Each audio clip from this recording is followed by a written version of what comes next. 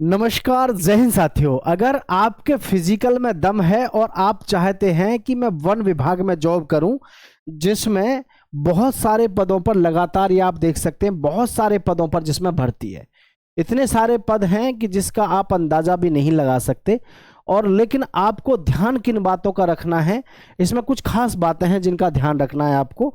और इसमें आप अगर जो मैं आपको बताऊंगा उन बातों को अगर आप सही से फॉलो कर लेते हैं तो आपका निश्चित रूप से सिलेक्शन हो जाएगा। क्योंकि इसमें जो आपकी वैकेंसी है वन विभाग में, फॉरेस्ट विभाग में, इसके ऑनलाइन फॉर्म भी शुरू हो चुके हैं। ऑनलाइन फॉर्म जो शुरू हुए हैं 20 फरवरी से शुरू हुए और 13 मार्च लास्ट डेट है। इसका लिंक भी मैं आपको दे दूंगा, बिल्कुल घबराने की जरूरत नहीं है, लेकिन पूरी जानकारी आपको ले लेनी चाहिए एग्जाम फॉर्म अप्लाई मतलब करने से पहले। सबसे पहले तो जो भी पूरे भारतवर्ष में आप अगर कहीं से भी हैं 10वीं पास आप होने चाहिए। 10वीं पास के साथ साथ आपकी उम्र सीमा भी 18 से लेकर के 35-40 साल उम्र सीमा रखी गई है। सारी कहानी यहाँ पर यह है कि आपकी लंबाई भी ज़्यादा नहीं, 163 सेंटीमीटर है, लेकिन इसका फिजिकल अगर जिसका तगड़ा है वही फॉर्म डाले तो शायद ज़्यादा बढ़िया है। क्योंकि इसमें फिजिकल का बहुत बड़ा रोल है। सबसे ज़्यादा जो बच्चा फेल होता है इसमें फिजिकल में फेल होता है। मतलब आप कहोगे वो कैसे? क्योंकि फिजिकल में इसमें 25 किलोमीटर की रनिंग है, 25 किलोमीटर की दौड़ है, ये बात ध्यान रखनी है। 25 किलोमीटर यानी कि एक मैराथन टाइप है। तो इस वजह से इस वीडियो को उनके साथ जरूर साझा करना जिनको लगता है कि वास्तव में वो बहुत अच्छे धावक हैं या बहुत अच्छे फिजिकल फिटनेस वाले व्यक्ति हैं, उनके पास में इसको ज़्यादा साझा करना। हर एक किसी के बस की इसमें अप्लाई करना नहीं है, क्योंकि इसका फिजिकल काफ़ी टफ होता है। तो सबसे पहले मैं आप सभी को बताना चाहूंगा इसके बारे में, जो पोस्ट है हमारी, इसकी पोस्ट के बारे में। उससे पहले एक बार ये भी बता दूं मैं आपको कि इसके जो ऑनलाइन फॉर्म है वो कब से हो रहे हैं शुरू, ये देख लो आप ध्यान से। ऑफिशियल नोटिफिकेशन जो जारी हुआ है वो 20 फरवरी को जारी हुआ है। ऑनलाइन फॉर्म जो स्टार्ट हो रहे हैं आपके 20 फरवरी 2026 से ऑनलाइन फॉर्म स्टार्ट हो चुके हैं। लास्ट डेट जो अप्लाई करनी है आपको 13 मार्च 2026, यानी 13 मार्च तक आप फॉर्म अप्लाई कर सकते हैं। समय अभी काफ़ी है। एग्जाम डेट अभी आउट नहीं की गई है। अब भी सभी समझदार हैं, पहले आपके फॉर्म भर जाएं, उसके बाद में ही डिसाइड होगा कि जी आपकी एग्जाम कब लगेगी। उसके विषय में आपको सही समय पर जानकारी यहाँ पर हम दे देंगे, ठीक है। अभी नेक्स्ट अगर हम आगे की बात करें तो इसमें सबसे जो ज़्यादा टफ चीज़ है लड़के और लड़कियों के लिए वो ये है, यहाँ अगर आप देखें ध्यान से तो सबसे ज़्यादा टफ है वो है आपका फिजिकल, ठीक है। फिजिकल, लेकिन हाइट पे बिल्कुल घबराना नहीं है। हाइट लड़कों की बात करें तो 163 सेंटीमीटर हाइट है इसमें, ठीक है। लड़कों के लिए जो मेल कैंडिडेट्स हैं उनकी हाइट 163 सेंटीमीटर है और फीमेल के लिए 150 सेंटीमीटर है। और उम्र सीमा आपकी 18 से 35 वर्ष है। अब 18 से 35 वर्ष अगर आपकी उम्र सीमा है तो ओबीसी की कितनी होगी? ओबीसी की होगी जी 38 वर्ष। और जी एससी और एसटी के लिए कितनी होगी? वो होगी जी 40 वर्ष। मतलब उम्र सीमा में तो कोई समस्या वाली बात है नहीं, यानी काफ़ी उम्र सीमा आपको यहाँ पर देखने को मिल जाती है, ठीक है। अब यहाँ सबसे जो बड़ी बात है वो है आपके फिजिकल को लेकर के, क्योंकि फिजिकल करना इतना आसान है नहीं। इसमें 25 किलोमीटर लड़कों को जो दौड़ना है या चलना है वो कितना है? 25 किलोमीटर। और आई थिंक 25 किलोमीटर इतनी दूरी है कि एक आदमी पूरे दिन में भी कवर नहीं कर पाता, रास्ते में बैठ जाता है, बोलता है नींद आ रही है, अब बस की नहीं है। तो 25 किलोमीटर का जो दायरा है अपने आप में काफ़ी खतरनाक और बहुत बड़ा है। तो 25 किलोमीटर चलने का या 25 किलोमीटर दौड़ने का अगर आपके अंदर जज्बा है तो ही इस फॉर्म को भरना, या ना यानी मत भरना। या फिर लड़कियां भी देख लें, लड़कियां फॉर्म भरने से पहले 25 की नहीं है, इनका 16 किलोमीटर है। लेकिन I hope you can understand 16 kilometre जो है अपने आप में काफी चैलेंजिंग है लड़कियों के लिए। 16 किलोमीटर पैदल चलना भी अपने आप में टफ है। समय सीमा इसमें नहीं दी गई है, लेकिन इतना जरूर दिया गया है कि 16 किलोमीटर आपको पैदल चलना है।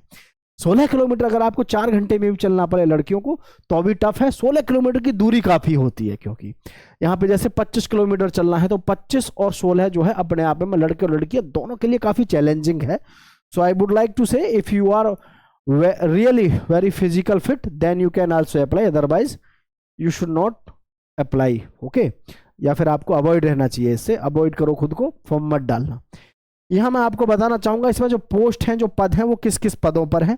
तो देखो, पुलिस कांस्टेबल के मेल पद हैं, पुलिस कांस्टेबल के फीमेल पद हैं, पुलिस कांस्टेबल के आर्म फोर्सेस के हैं, पुलिस कांस्टेबल ड्राइवर ग्रेड 3 है, फॉरेस्ट गार्ड का है, राउंड फॉरेस्टर का है, रेंज फॉरेस्टर ऑफिसर का है। किसका? रेंज फॉरेस्ट ऑफिसर का है।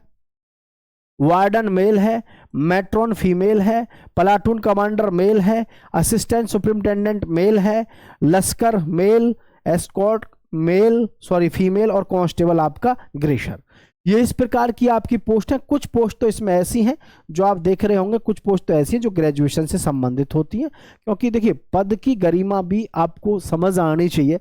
जैसे यहाँ पे बोल दिया सुप्रिंटेंडेंट, तो सुप्रिंटेंडेंट मेल कैंडिडेट्स के लिए अब आप समझ सकते हैं सुप्रिंटेंडेंट जो पद है अपने आप में कोई 12वीं पास से तो वो होगा नहीं, है कि नहीं। तो आप इसको समझिए। अब जैसे रेंज फॉरेस्ट ऑफिसर है, अगर शब्द लग रहा है ऑफिसर का, तो ऑफिसर 12वीं से शब्द जुड़ेगा नहीं आपका। हाँ, अगर ऑफिस, देखिए ध्यान से समझना, एक होता है आपके पास में सब ऑफिसर, क्या होता है सब ऑफिसर, एक होता है ऑफिसर, ठीक है। ऑफिसर वर्ड जो आपके लिए जुड़ेगा वो कब जुड़ेगा, अगर आप स्नातक हैं, स्नातक करके, स्नातक यानी ग्रेजुएशन अगर आपने कर रखी है तो आप ऑफिसर बनते हैं, अदरवाइज नहीं बनते, ठीक है। एक एनडीए को छोड़ दीजिएगा। सब ऑफिसर में क्या होता है, ये 12वीं पास से आप क्या बन जाते हैं, ऑफिसर, सब ऑफिसर बनते हैं 12वीं क्लास से। अब ये जो परीक्षाएं होती हैं, परीक्षा में जो असली डिग्री मानी जाती है, आप जैसे एनडीए से अगर जा रहे हैं तो उसमें आप डायरेक्ट ऑफिसर नहीं बनते, ऑफिसर आप 3 साल के बाद बनते, जब आप आईएमए, इंडियन मिलिट्री जो आपका स्कूल होता है उसमें जब आप जो है पूरी ट्रेनिंग कर लेते हैं तब आप बनते हैं। वहां भी आपको 3 साल बिताने पड़ते हैं पहले ट्रेनिंग के, तब आप ऑफिसर बनते हैं। तो ये बात ध्यान रखिएगा। तो इसमें आपकी जो एज है, एज भी काफ़ी है और काफ़ी सारे पद हैं। ज़्यादातर जो पद हैं इसमें सारे के सारे 10वीं और 12वीं से हैं, ज़्यादातर 10वीं से हैं, उसके बाद 12वीं से हैं, 2-1 पद इसमें आपके ग्रेजुएशन से हैं, तो वो बहुत ज़्यादा टेंशन की जरूरत है नहीं। लेकिन यही बात मैं फिर से आपसे दोहराना चाहूँगा, इसमें जो हमारा सबसे ज़्यादा कंपटीशन रहता है, सबसे ज़्यादा बच्चा ऑटोमेटिक अपने आप जो बाहर हो जाता है वो फिजिकल से बाहर हो जाता है, क्योंकि 25 किलोमीटर का चलना अपने आप में बहुत टफ होता है, ठीक है। चलिए आगे की इन्फॉर्मेशन आपके साथ साझा कर रहा हूं।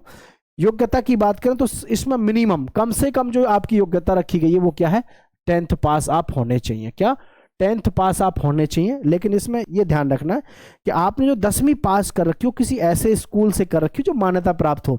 पता चला कि बहुत से युवा ऐसे होते हैं कहीं से पता नहीं फर्जी वगैरह बनवा लेते हैं और फिर कहते हैं कि ये मेरे साथ क्या हुआ, ठीक है। चलिए थोड़ा आगे बढ़ते हैं। आगे आप यहां देखेंगे तो लंबाई मैं आपको पहले बता चुका हूं और फिर समझ लो आपकी जो लंबाई है 163 सेंटीमीटर लड़कों के लिए है और लड़कियों के लिए जो है 150 सेंटीमीटर है। और जो एज लिमिट है आपकी वो है आपकी एज लिमिट 18 से लेकर के 35 वर्ष। 18 से 35 वर्ष उम्र सीमा आपकी काफ़ी है। ओबीसी के लिए हो जाएगी 38 साल और एससी एसटी के लिए हो जाएगी आपकी 40 साल। तो आपके पास में सुनहरा अवसर है। यहाँ पर एक क्वेश्चन आपका आगे आएगा जी, फॉर्म अप्लाई कैसे करना है, तो उसके विषय में भी मैं आपको बता रहा हूँ। लेकिन उससे पहले मैं आपको इसमें एक चीज़ और बता दूँ सभी बच्चों को, फॉर्म जो अप्लाई करना है आपको, इसमें फॉर्म अप्लाई करते समय पर ये ध्यान रखना है आपको कि जी ये जो फॉर्म है आपके, ये है गोवा के निकले हुए, गोवा में, गोवा स्टेट, गोवा के लिए मतलब गुजरात में। तो गोवा में आपको, अब बहुत से लोग ये भी कहेंगे कि जी गोवा में हम जॉब करेंगे। भाई गोवा में जॉब करने में कोई समस्या नहीं है, सरकारी नौकरी गोवा में लग रही है, कोई दिक्कत नहीं है। अगर आप आर्मी में जाते हैं, एयरफोर्स में जाते हैं, नेवी में जाते हैं, तो आपकी ड्यूटी कहीं दिल्ली में तो लगती नहीं है, आप रहते तो बाहर अदर स्टेट में। तो गवर्नमेंट जॉब जहां भी लगे वहीं पर आपको जो है चुपचाप जॉब को ले लेना चाहिए। और बहुत सारे लोग तो इसमें इसीलिए फॉर्म नहीं डालेंगे, अरे गोवा में कौन जो है जॉब करेगा। तो इसका जो लिंक है, इसका लिंक की इसकी जरूरत नहीं है, डायरेक्ट वेबसाइट में आपको बता देता हूं। इसमें आपको एक चीज और ध्यान रखनी है, वो क्या है, आइए मैं थोड़ा सा आगे लेके चलता हूं आपको। इसमें ये जो है ये ध्यान रखना है आपको, मैं जो बोल रहा था आपसे, आपको इस लैंग्वेज पे ध्यान देना, नॉलेज ऑफ कोंगानी मैंडेटरी। तो इसमें जो मैंडेटरी है, ये कोंगानी कोई लैंग्वेज है, ये इसमें मैंडेटरी है, इसका भी आपको ध्यान रखना है।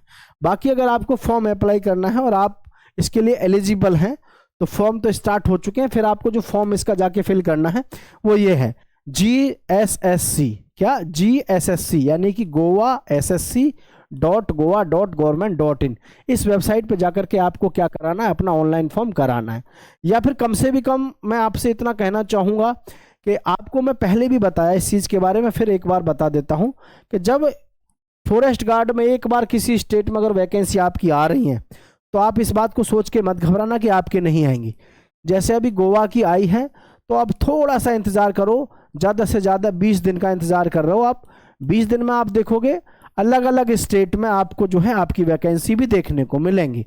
लेकिन आप किसी भी स्टेट में से किसी में भी कहीं भी अप्लाई कर सकते हैं, ये कोई ऐसा नहीं है कि आपको ये नहीं होता है।